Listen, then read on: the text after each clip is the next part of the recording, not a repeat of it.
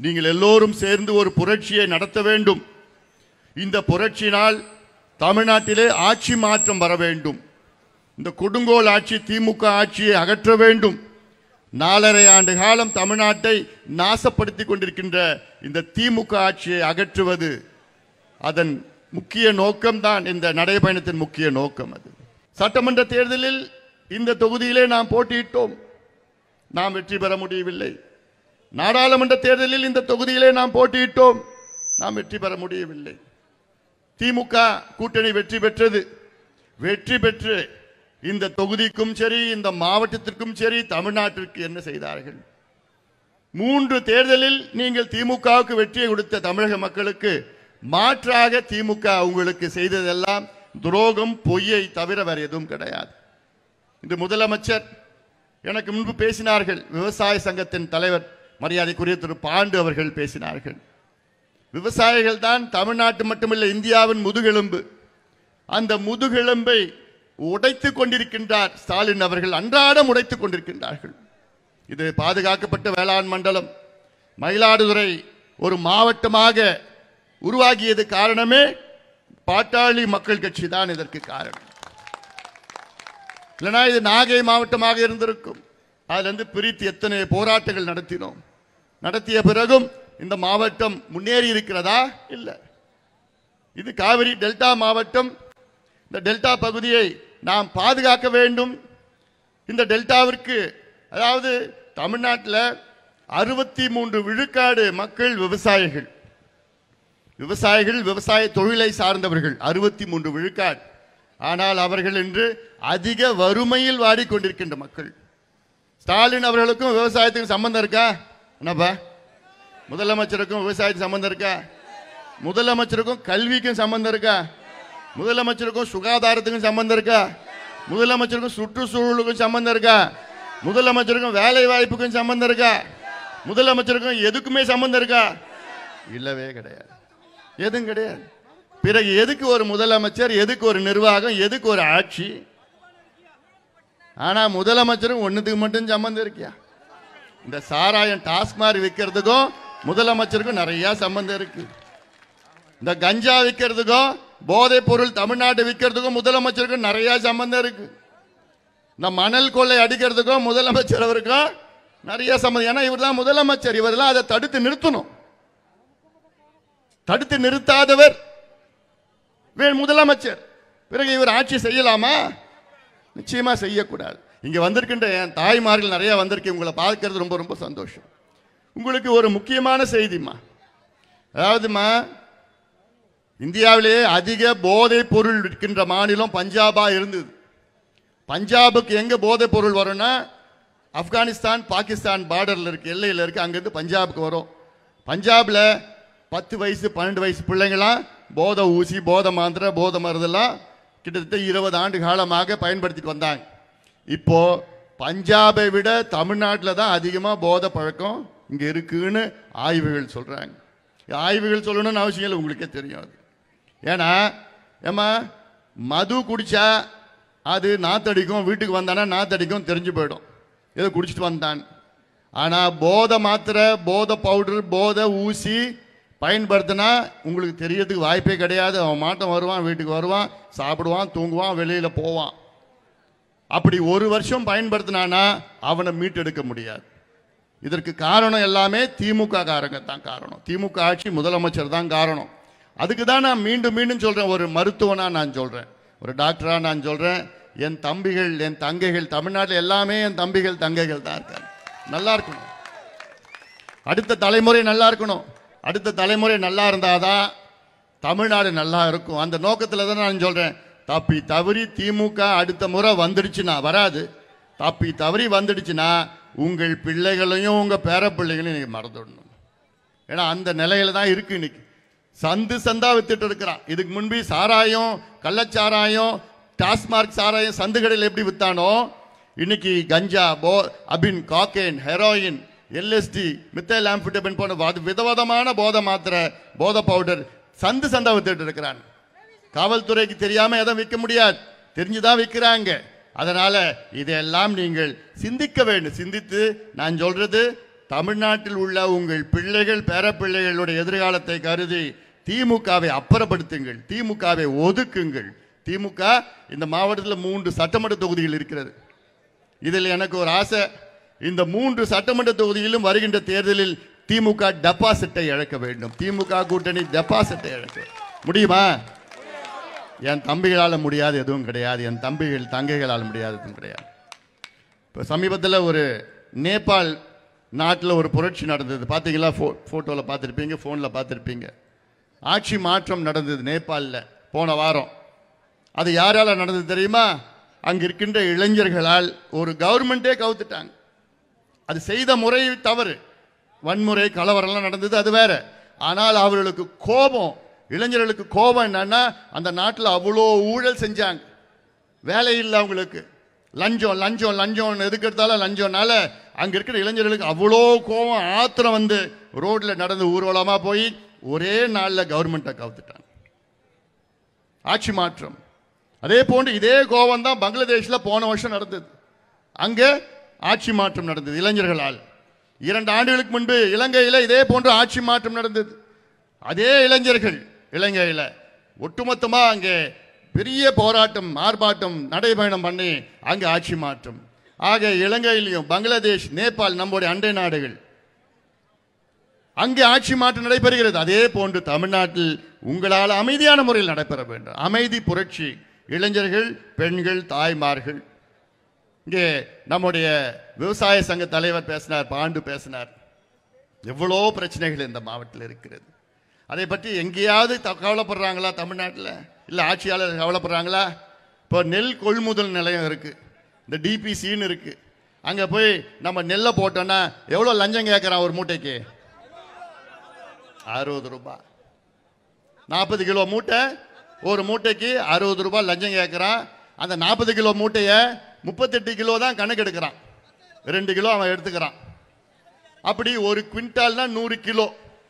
ஒரு குவிண்டாலுக்கு தமிழ்நாடு அரசு விலை எண்ணி கொடுக்கிறது 2500. ஆனால் ஒரு குவிண்டால் நெல் உற்பத்தி செய்யறதுக்கு 2450 ரூபாய் ஆகுது இன்னைக்கு விவசாயிகளுக்கு. 50 ரூபா வச்சுக்கிட்டு என்ன பண்ண முடியும்? என்ன விவசாயம் பண்ண முடியும்?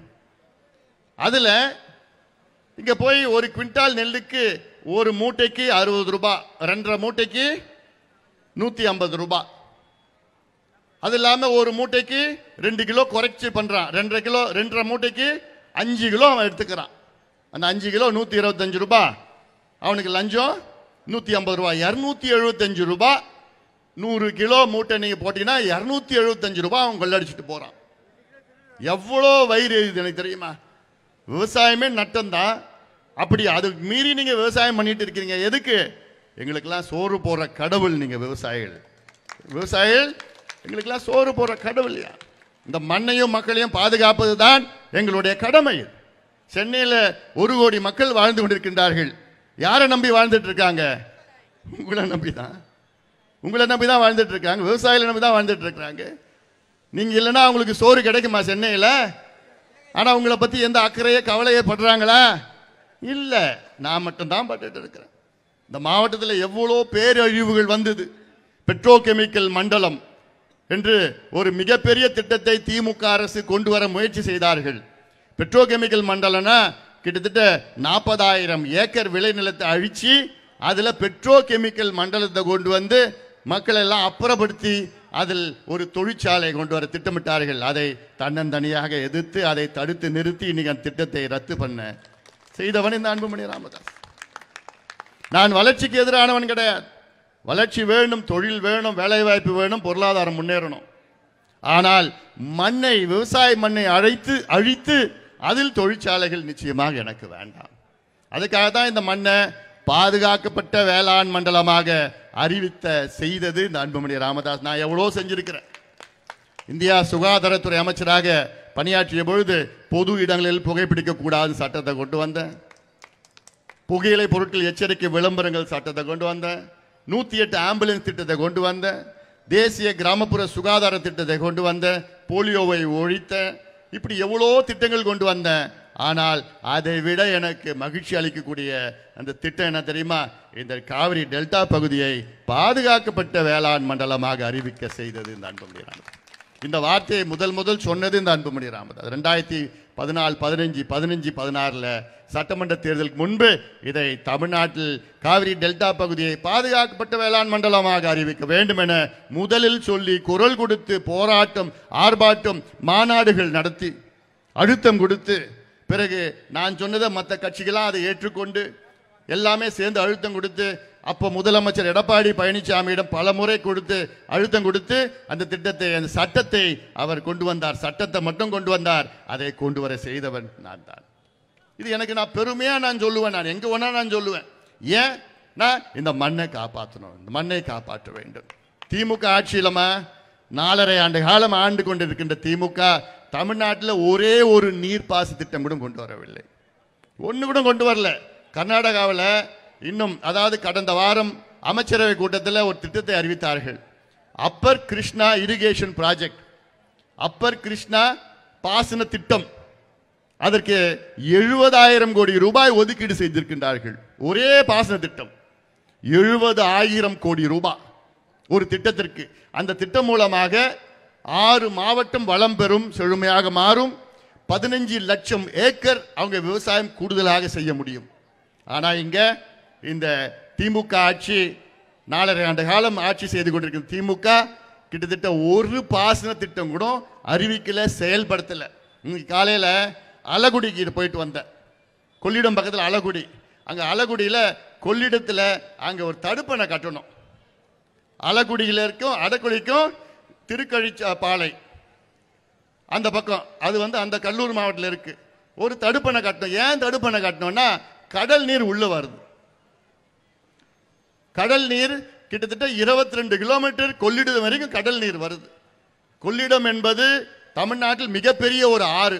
எவ்வளோ தண்ணி வேணா கொள்ளும், அது கொள்ளும், அது பேர் தான் கொள்ளிடம் வச்சிருக்கிறாங்க. ஆனா அப்படிப்பட்ட கொள்ளிடத்துல இன்னைக்கு போனா உப்பு தண்ணி வருது. இது எவ்வளோ அநியாயம், அவ்வளோ அக்கிரமம் இல்லை. இதற்கு என்ன செஞ்சிருக்கணும் தெரியுமா? 50, 60, 70 ஆண்டுகளுக்கு முன்பாக கொள்ளிடம் முகத்துவாரத்தில் ஒரு சின்ன தடுப்பணை கட்டியிருக்கணும். கட்டியிருந்தா கடல் நீர் உள்ள வராம இருக்கும். அங்கே 10,000 ஏக்கர் இங்கே விவசாய நிலம் அழிந்து விட்டது, உப்பு நீரா மாறிடுச்சு, குடிக்கிறதுக்கு தண்ணி கிடையாது. இதெல்லாம் இந்த மாவட்டத்தை சார்ந்த பிரச்சனை. ஏன் தெரியுமா திமுக ஆட்சியில் அங்கே கொள்ளிடத்திலேயோ மற்ற எந்த ஆத்துலயோ தடுப்பணை கட்ட மாட்டாங்க? ஏன் கட்ட மாட்டாங்க? மணல் எடுக்க முடியாது, மணல் கொள்ளையில் ஈடுபட முடியாது. அதுக்காகத்தான் இந்த ஆத்துலயா இவங்க தடுப்பணை கட்டுறதுக்கு அங்கே தயங்குகிறார்கள். இதெல்லாம் எவ்வளவு பெரிய ஒரு மோசடி ஆட்சி தமிழ்நாட்டில் நடந்து கொண்டிருக்கிறது.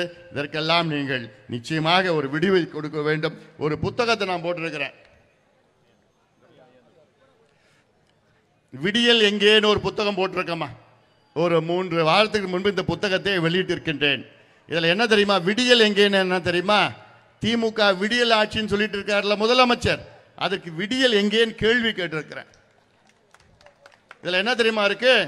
திமுக ஆட்சி வருவதற்கு முன்பு தமிழக மக்களுக்கு கொடுத்த வாக்குறுதிகள் 505 வாக்குறுதிகள் கொடுத்தார்கள்.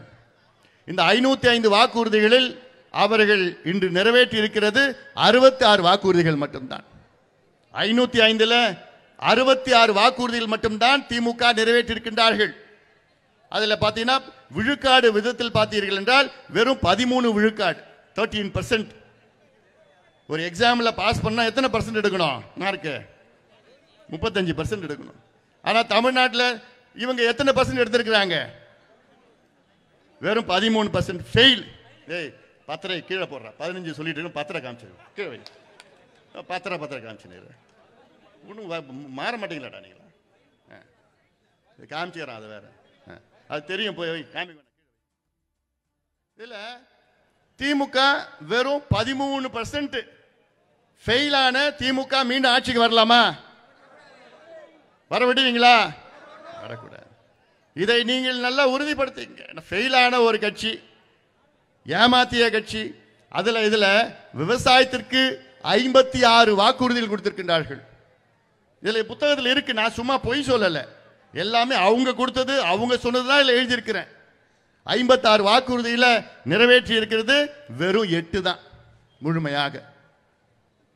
48 வாக்குறுதிகள் நிறைவேற்றாத மக்களை ஏமாற்றி கொண்டிருக்கின்ற திமுக இப்ப எலெக்ஷன் வருது, சுத்திட்டு வருவாங்க, மறுபடியும் வருவாங்க. இல்ல சொன்னாங்க பாரு, அரசு ஊழியர் பேசினார்ல, எனக்கு முன்பு பேசினாரு. என்ன சொன்னாரு? நாங்க கேட்டது என்ன? பழைய ஓய்வூதிய திட்டத்தை கேட்டோம். சாதாரண திட்டம் இது.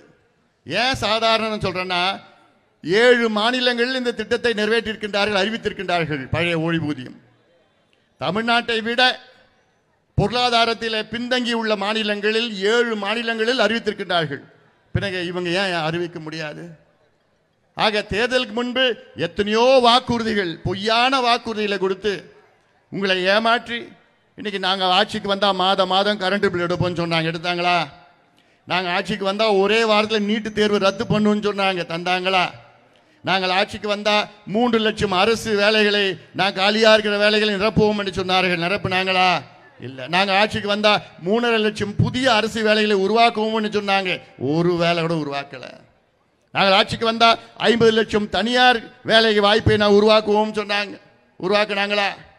ஆக அவங்க வந்து வாக்குறுதி சொன்ன எதுவுமே நிறைவேற்றலை.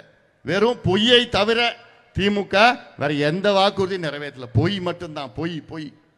அதாவதுமா, ஜெர்மனியில் ஹிட்லர்னு ஒரு கொடூரம் இருந்தான்னு உங்களுக்கு கேள்விப்பட்டிருக்கீங்களா? ஹிட்லர் ஜெர்மனியில் அவன் என்ன பண்ணா, யூதர்களை கொலை பண்ணான். யூதர்கள்னா ஜூஸை கொலை பண்ணி லட்சக்கணக்கான யூதர்களை கொலை பண்ணான். அவனுக்கு ஒரு கொள்கை பரப்பு செயலாளர்னு ஒருத்தர் வச்சிருந்தான். அவன் பேர் தான் கோயபெல்ஸ். ஹிட்லருடைய கொள்கை பரப்பு செயலாளர் பேர் கோயபெல்ஸ். அந்த கோயபெல்ஸோட வேலை என்ன தெரியுமா? ஒரு பொய்யை சொல்ல ஆரம்பிப்பான், அந்த பொய்யை மறுபடியும் சொல்லுவான். அந்த பொய்யை 10 முறை சொன்னா அது உண்மையா மக்கள் நினைச்சுப்பாங்க, நம்புவாங்க. இப்போ ஒரு பொய்யை ஒரு முறை சொன்னா நீங்க பொய்யன்னு கண்டுபிடிச்சிடுவீங்க. ஒரு பொய்யை 2 முறை சொன்னாலும் நீங்க பொய்யன்னு கண்டுபிடிச்சிடுவீங்க. அதே பொய்யை 3வது முறை சொன்னா உங்க மனசுல கொஞ்சம் லேசா தயக்கம் வரும். அந்த பொய்யை 5 முறை சொன்னா உங்களுக்கு ஓஹோ பரவாயில்ல, அது பொய் இல்லைன்னு உங்களுக்கு தெரியும். அதே பொய்யை 10 முறை சொன்னா அந்த பொய்யை உண்மையை நினைச்சுப்பீங்க. இதுதான் கோயபெல்ஸ் பிரச்சனை, இதுதான் மக்களுடைய சைக்காலஜி. ஆக இதே தான் திமுக ஆட்சி, வெறும் கோயபெல்ஸ் ஆட்சி. திமுக ஆட்சி இந்த கோயபெல்ஸ் ஆட்சி. பொய்யை 10 முறை பொய்யை சொல்லி சொல்லி சொல்லி இது உண்மைன்னு நீங்க நினைச்சிட்டு இருக்கீங்க. அதுக்காக தான் இது போன்ற புத்தகம் மூலமாக இது பொய் என்று நிரூபித்துக் கொண்டிருக்கின்றோம். இது பொய்யான ஆட்சி நடந்து கொண்டிருக்கிறது. ஸ்டாலின் முதலமைச்சர் அவர்களுக்கு என்னன்னு கூட தெரியல, என்ன நடக்குதுன்னு கூட தெரியல, என்ன நிர்வாகம் கூட தெரியல. தினம் காலையில் 2 மணி நேரம் ஷூட்டிங்க்கு வருவார் ஸ்டாலின் முதலமைச்சர். நேராக வருவார், கேமரா அங்கே நிற்பாங்க, ஊடக நண்பர்கள்லாம் நிற்பாங்க, அவருக்கு எந்த பேப்பரில் கொடுப்பாங்க, அந்த பேப்பரில் படிச்சுட்டு அது என்ன படிக்கிறான்னு அவருக்கே தெரியாது, படிச்சுட்டு போயிடுவார். 2 மணி நேரம் கால் ஷீட், அவ்வளோதான். இதுதான் தமிழ்நாட்டினோட நிர்வாகம், தலையெழுத்து. இந்த தலையெழுத்தை மாற்றுவது உங்கள் கையில் இருக்கிறது. அவசியமாக நீங்கள் மாற்றணும். குறிப்பாக விவசாயிகள். நான் தமிழ்நாட்டு விவசாயிகளுக்கு நான் ஒன்று கேட்டுக்கிறேன். நான் தமிழ்நாட்டில் உள்ள அத்துணை விவசாய பெருமக்களே, உங்கள் காலை பிடிச்சி நான் கேட்குறேன், உங்கள் காலை தொட்டு நான் கேட்குறேன், தயவு செய்து வருகின்ற சட்டமன்ற தேர்தலில் திமுகவுக்கு உங்கள் ஓட்டை போடாதீங்க, உங்கள் குடும்பத்திலையும் ஓட்டு போடாதீங்க. தயவு செய்து நான் கேட்குறேன், காலை பிடிச்சி கேட்குறேன் விவசாய பெருமக்கள். ஸ்டாலின் அவர்கள் விவசாயிகளுக்கு நேரடியான எதிரி. அவர் நேரடியான எதிரி முதலமைச்சர் ஸ்டாலின் அவர். ஏன்னா எதுவுமே தெரியாது, விவசாயத்தை பற்றி தெரியாது.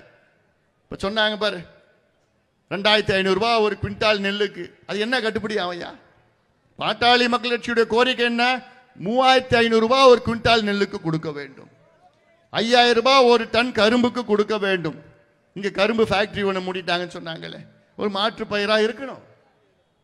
இப்படியெல்லாம் விவசாயிகள் நலனுக்காக இருக்கின்ற கட்சி பாட்டாளி மக்கள் கட்சி. உங்களை என்னைக்குமே விவசாயிகளை என்னைக்குமே நாங்கள் விட்டு கொடுக்க மாட்டோம்.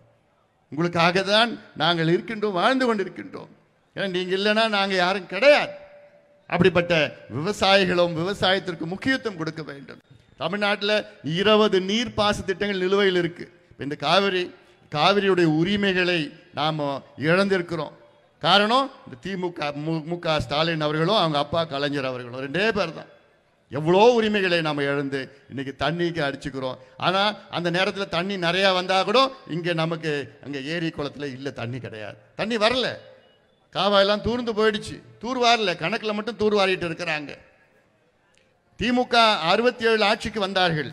67 இன்னைக்கு வரைக்கும் தமிழ்நாட்டில் 40 லட்சம் ஏக்கர் விவசாய நிலம் மாறி இருக்கிறது, மாற்று பயன்பாட்டுக்கு சென்றிருக்கிறது. 40 லட்சம். அதற்கு முக்கிய காரணம் என்னன்னா, நம்ம ஏரிய குளம், ஏரிகள், கண்மாய்கள், ஓடைகள், ஆறுகளை நம்ம பராமரிக்கல, விட்டுட்டோம். அந்த ஏரிக்கு தண்ணி வரல, ஏன்னா அந்த வரத்துக்காக தூர்ந்து போயிடுச்சு. தண்ணி வராத காலம் அந்த ஏரியை ஆக்கிரமிப்பு வந்துடுச்சு. ஆக்கிரமிப்பு வந்த உடனே அது முடிஞ்சு போச்சு. அதுக்கு அந்த ஏரிக்காக அந்த பயன்பாட்டில் இருக்கிற அந்த விவசாய நிலம்லாம் அதில் பிளாட்டு போட்டானு. இப்படி 40 லட்சம் ஏக்கரை நம்ம வீணாக்கிட்டோம். பிற சோறுக்கு எங்கே போக போகிறோம்? நம்ம வருங்கால தலைமுறைகள் எல்லாம் நமக்கு சோறுக்காக நம்ம பிச்சை எடுக்கின்ற நிலைமை வரும். அதை வரக்கூடாதுன்னு தான் இன்னைக்கு நாங்கள் வருகின்ற தலைமுறைகளை காப்பாற்ற வேண்டும் என்ற நோக்கத்திலே தான் இங்கே நான் வருகை தந்திருக்கின்றேன். இங்கே நான் ஓட்டு கேட்க வரல. நான் திமுகவை அகற்ற வேண்டும், திமுக ஆட்சியை அகற்ற வேண்டும், இந்த கொடுங்கோல் இந்த ஊழலாட்சியை அகற்ற வேண்டும். அந்த ஒரே காரணத்துக்காகத்தான் இங்கே நான் வருகை தந்திருக்கின்றேன். இங்கே சொன்னாங்க ஒரு மருத்துவக் கல்லூரி கொண்டு வரணும். தமிழ்நாட்டில் 6 மாவட்டங்களில் மருத்துவக் கல்லூரி கிடையாது, நம்முடைய மயிலாடுதுறை மாவட்டம் உட்பட. ஏன் கொண்டு வர முடியல உங்களால்? கொண்டு வரதுக்கு என்ன பிரச்சனை உங்களுக்கு? ஏன் இங்கே மக்கள் என்ன இலக்காரமா? இந்த மக்கள் ஏன் கொண்டு வரலாமே? இதுக்கு முன்பு எத்தனையோ ஆட்சிகள் வந்தார்கள். ஒவ்வொரு ஆட்சியிலும் குறைஞ்சது ஒரு மருத்துவக் கல்லூரி கொண்டு வந்தாங்க. ஆனால் முதல் முறையாக ஒரே ஒரு மருத்துவக் கல்லூரி கூட கொண்டு வராத ஆட்சி இந்த ஸ்டாலின் அவர்கள் ஆட்சி தான், திமுக ஆட்சி. இவ்வளோ மோசடி செய்து கொண்டிருக்கின்றார்கள். உயர்கல்வித்துறை, கல்வித்துறை, உயர்கல்வித்துறை. உயர்கல்வித்துறை ஒரு உதாரணம் எடுத்துக்கங்க. இன்னைக்கு தமிழ்நாட்டில் 180 கலை மற்றும் அறிவியல் கல்லூரியில் இருக்கிறது.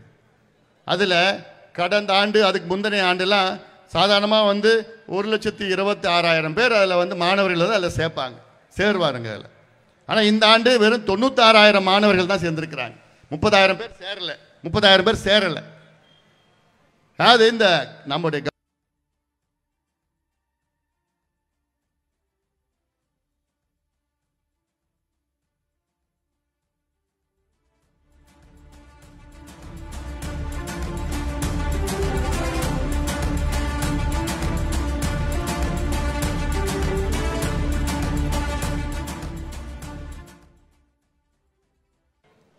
இதுதான் மோசமான ஆட்சி, திமுக ஆட்சி. இங்கே ஆட்சியை அகற்ற நேரம் வந்துவிட்டது. அதற்கு நீங்கள் எல்லோரும் ஒற்றுமையாக இருங்கள், ஒன்று சேருங்கள். ஒன்றாக நாம் எல்லோரும் நம்ம தமிழ்நாட்டை காப்பாற்ற வேண்டும், தமிழ்நாட்டின் இளைஞர்களை காப்பாற்ற வேண்டும், பெண்களை காப்பாற்ற வேண்டும், வருகின்ற தலைமுறைகளை நாம் காப்பாற்ற வேண்டும். அதற்கு நேரம் வந்துவிட்டது. குறிப்பாக விவசாயிகள், விவசாய பெருமக்களை நாம் காப்பாற்றுகின்ற காலம், நேரம் வந்துவிட்டது. அதே போன்று இந்த மாவட்டம் மீனவர்கள், கரையில் இருக்கின்ற மீனவர்கள் இருக்கின்றார்கள், கடலோரத்தில் இருக்கின்றார்கள். அவர்கள் அதாவது கடலுக்கு போனாங்கன்னா திரும்பி வருவாங்களான்னு அவங்களுக்கு எந்த உத்தரவாதமும் கிடையாது. அப்படிப்பட்ட மீனவர்களுக்கு சமூக நீதி வேண்டுமென தொடர்ந்து பாடுபட்டு வருகிறது பாட்டாளி மக்கள் கட்சி. இறுதியாக சமூக நீதியை பற்றி நான் கொஞ்சம் ஒரு 2 வார்த்தை. சமூக நீதினா என்னம்மா? சமூகத்தில் பின்தங்கிய சமுதாயங்கள் முன்னேறிய சமுதாயத்திற்கு நிகராக முன்னேற்றம் அடைய வேண்டும். அதுதான் சமூக நீதி. பின்தங்கிய சமுதாயம்னா யார் யார்? இங்கே இருக்கின்ற வன்னியர்கள், இங்கே இருக்கின்ற பட்டியலின சமுதாயம், இங்கே இருக்கின்ற மீனவர் சமுதாயம், இங்கே இருக்கிற யாதவர் சமுதாயம், இங்கே இருக்கின்ற மற்ற சமுதாயங்கள்லாம் இருக்கிறாங்க. எவ்வளோ சமுதாயங்கள் பேர் சொல்லலை. இந்த சமுதாயங்கள்லாம் முன்னேறணும். தேவர் சமுதாயம்லாம் போன்ற எல்லாம் முன்னேறணும், சமுதாயம் முன்னேறணும். இதுதான் சமூக நீதி. அப்படி சமூக நீதிக்கான நடவடிக்கைகள் ஸ்டாலின் அவர்கள் இந்த 4.5 ஆண்டு காலத்தில் ஒரே ஒரு நடவடிக்கை கூட எடுக்கவில்லை, ஒன்று கூட நடக்கல. ஏன்னா அவருக்கு சமூக நீதி பற்றி அவருக்கு என்னன்னு கூட தெரியாது. திமுகவுக்கும் சமூக நீதிக்கும் சம்பந்தமே கிடையாது. திமுகவுக்கும் முதலமைச்சருக்கும் ஸ்டாலினுக்கும் சமூக நீதிக்கும் எந்த சம்பந்தமே கிடையாது, எள்ளளவும் சம்பந்தம் கிடையாது. ஏன் நான் சொல்றேன், நான் சொல்றேன், எங்க வேணா நான் சொல்லுவேன். நான் அடிப்படையில் ஒரு சாதிவாரி கணக்கெடுப்பு நடத்த வேண்டும். முதல்ல சாதிவாரி கணக்கெடுப்பு ஏன் நடத்தணும்? நான் ஏதோ ஒரு வன்னியருக்கு மட்டும் கிடையாது இந்த பிரச்சனை. தமிழ்நாட்டில் எல்லா சமுதாயத்திற்கும் இந்த பிரச்சனை இருக்கிறது. என்ன பிரச்சனை? அதாவது இப்போ பட்டியலின சமுதாயம் எடுத்துக்கங்க, எஸ்சி சமுதாயத்து, அதுல 18 விழுக்காடு இடஒதுக்கீடு அவங்களுக்கு இருக்கு. 18 விழுக்காட்டில் 3 பெரிய பிரிவுகள் இருக்கிறது. தேவேந்திர குல வேளாளர், ஆதி திராவிடர்கள், அருந்ததியர்கள் என்று 3 பெரிய பிரிவுகள். அதில் சின்ன உட்பிரிவுகள் 78 உட்பிரிவுகள் இருக்கிறது. இந்த 78 உட்பிரிவுகளில் வெறும் 8லிருந்து 10 உட்பிரிவுகள் தான் 18 விழுக்காட்டில் 15 விழுக்காடு அவங்க இடத்தை எடுத்துட்டு போறாங்க. வெறும் 8லிருந்து 10. மீதி இருக்கின்ற 68லிருந்து 70 உட்பிரிவுகளுக்கு இடம் கிடைக்கல. மீதி இருக்கின்ற அவர்கள் 3 விழுக்காடு அவங்க போட்டி போடுறாங்க. இது புள்ளி விவரம் தெரிஞ்சு 18 விழுக்காட்டை 5ஆக 6ஆக 7ஆக பிரித்து யார் யார் கிடைக்கலையோ அவங்களுக்கு தனிப்பட்ட முறையில் அவங்களுக்கு இடஒதுக்கீடு கொடுக்கணும். இதுதான் உண்மையான சமூக நீதி. எம்பிசி 115 பிரிவுகள் இருக்கிறது. 115 பிரிவில் யாருக்கு கிடைக்குது யாருக்கு கிடைக்கல இன்னைக்கு வரைக்கும் தெரியல. அது தெரியணும்னா கணக்கெடுப்பு நடத்தாதான் தெரியும். அது தெரிஞ்சு அதில் உட்பிரிவுகள் கொண்டு வாங்க. இதுதான் சமூக நீதி. பிசியில் இருக்கு. பிசியில் 140 சமுதாயங்கள் இருக்கிறது. பிசியில் அவங்களுக்கு யாருக்கு கிடைக்குது யாருக்கு எல்லாம் எடுத்துட்டு போறாங்க தெரியாது. இது எப்படி தெரியுமா இருக்கு? ஒரு உதாரணம் நான் சொல்றேன். ஒரு ரூம்ல 100 மாம்பழத்தை உள்ள வச்சு 100 பேர் அந்த ரூமுக்குள்ள அனுப்பிச்சு நீங்க ஆளுக்கு மாம்பழம் எடுத்துக்கங்கன்னு சொன்னா என்ன ஆகும்? அவங்கவுங்க ஒரு மாம்பழம் எடுத்துப்பாங்களா? இல்லை. வாட்ட சாட்டமாக இருக்கிறவங்க, நம்ம குத்தாலம் கணேசன் மாதிரி வாட்ட சாட்டமாக இருக்கிறவங்க 5 மாம்பழம் எடுத்துப்போம். இன்னொருத்தவங்க பார்த்தா இன்னும் வாட்ட சாட்டமாக இருந்தால் 7-8 மாம்பழம் எடுத்துப்பான். இன்னொருத்தவங்க 2-3 மாம்பழம் எடுத்துப்பாங்க. பெண்களுக்கு சுத்தமாக கிடையாது. ஏன்னா அவங்க இடிச்சு உள்ளே போய் பாவா எடுத்துக்க முடியாது, கிடைக்காது. இல்லை இப்படி ஒல்லியாக இருக்கிறவங்க அவங்களால மாம்பழம் கிட்ட கூட போக முடியாது. யார் வலிமையாக இருக்கிறாங்களோ வாட்ட சாட்டமாக இருக்கணும் அவங்க தான் அதிகமாக மாம்பழம் எடுத்துகிட்டு போயிடுவான். அதே போன்று தான் இடஒதுக்கீடு நடக்குது. எப்படின்னா அதில் வாட்ட சாட்டம், ஆனால் இடஒதுக்கீடில் பணக்காரங்க அவங்க பிள்ளை கான்வென்ட்டில் படிக்க வச்சு இங்கிலீஷ் மீடியம் படிக்க வச்சு பணத்தை கொடுத்து எக்ஸாமுக்கு பயிற்சி கொடுத்து 2 லட்சம் 3 லட்சம் பயிற்சியில் நீட்டு பயிற்சி, அப்புறம் டிஎன்பிஎஸ்சி பயிற்சி, குரூப் 1 பயிற்சி, சிவில் சர்வீஸ் பயிற்சி 5 லட்சம் செலவு பண்ணி பணக்காரங்க நகரத்தில் வாழ்கின்ற பணக்கார பிள்ளைங்க தான் அதில் எல்லா இடத்தையும் எடுத்துகிட்டு போவான். கிராமத்தில் வாழ்கின்ற விவசாய பையன் இல்லை விவசாய பொண்ணு கவர்மெண்ட் ஸ்கூலில் படித்து எந்த பயிற்சியும் கிடைக்காது. சும்மா போட்டி போட்டு கணக்கிலுக்கு தான் வரும். அதுதான் நான் சொல்கிறேன். நான் அதுக்காகத்தான் இந்த கணக்கெடுப்பு நடத்தணும். தமிழ்நாட்டில் 2 கோடி குடும்பம் இருக்குது. இந்த 2 கோடி குடும்பமும் கணக்கெடுப்பு நடத்தணும். 2 கோடி எல்லாம் பிராமணர் சமுதாயம், ரெட்டியார் நாயுடு சமுதாயம், என்ன முன்னேறிய சமுதாயத்தை எல்லாத்தையும் சேர்த்து தான் சொல்கிறேன். 2 கோடி குடும்பம் கணக்கெடுப்புனா என்ன தெரியுமா? ஒவ்வொரு வீட்லேயும் போயிட்டு இந்த வீடு சொந்த வீடா வாடகை வீடா, இந்த வீடு குடிசை வீடா ஓடு வீடா கல் வீடா, வீடு எத்தனை ஸ்கொயர் ஃபீட்டில் இருக்குது, இந்த வீட்டில் எத்தனை பேர் இருக்கிறாங்க, என்ன சமுதாயம், எந்த மதம், எந்த உட்பிரிவு, இந்த வீட்டில் எத்தனை பேர் படிச்சிருக்கிறாங்க, எத்தனை பட்டதாரிகள், முதல் பட்டதாரிகளா, எத்தனை அரசு வேலை, எத்தனை தனியார் வேலை, என்ன சம்பளம் வாங்குறாங்க, வீட்டில் பாத்ரூம் இருக்கா, வீட்டில் கரண்ட் இருக்கா, வீட்டில் தண்ணி வருதா, வீட்டில் பைக் இருக்குதா, சைக்கிள் இருக்குதா, கார் இருக்குதா, இப்படி போன்று கிட்டத்தட்ட 70 கேள்விகளை கேட்டு தமிழ்நாட்டில் உள்ள 2 கோடி குடும்பத்திலையும் அப்படியே பாட்டா பிரித்து டேட்டா எடுக்கலாம். இது டேட்டா எடுத்தாதான் இதை வைத்து தான் இடஒதுக்கீடு அதிகப்படுத்தலாம். இல்லை இதை வைத்து தான் அவங்க யாருக்கு இல்லையோ அவங்களுக்கு வீடு கட்டி கொடுக்கலாம். இதை வைத்து தான் அவர்களுக்கு படிக்கிறதுக்கு கடன் கொடுக்கலாம், சுய வேலைக்கு கடன் கொடுக்கலாம். எல்லாமே இதை வைத்து தான் செய்ய முடியும் கணக்கெடுப்பு. இது எவ்வளோ தெரியுமா செலவாகும்? வெறும் 500 கோடி ஆகும். ஏன் நான் வெறும் 500 கோடி சொல்கிறேன்னா, தமிழ்நாடு பட்ஜெட்டு 4.5 லட்சம் கோடி. 4.5 லட்சம் கோடியில் 500 கோடி ஒதுக்கி இதில் 2.5 லட்சம் அரசு ஊழியர்கள் 2 மாதம் வேலை செஞ்சாங்கன்னா போதும், இந்த கணக்கெடுப்பு நடத்த முடிச்சிடலாம். சாதாரண கணக்கெடுப்பு.